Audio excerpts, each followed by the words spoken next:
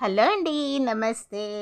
వైశాఖ మాస తృతీయ తిథి నాడు అక్షయ తృతీయ అని పేరు వచ్చిందండి. ఈ రోజున చేసిన హోమాలు, దానాలు, పితృదేవతలకు, దేవతలకు చేసే పూజలు క్షయం కాకుండా అక్షయంగా ఉంటాయని, అందుచేతనే ఈ రోజుకు అక్షయ తృతీయ అని పేరు వచ్చిందండి. ఇది శ్రీకృష్ణుడు ధర్మరాజుకు చెప్తాడు.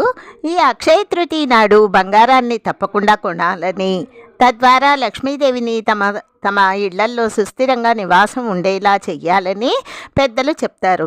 బంగారం కొనుగోలు చేయలేని వారు లవణము అంటే ఉప్పును కొనుగోలు చేయవచ్చు.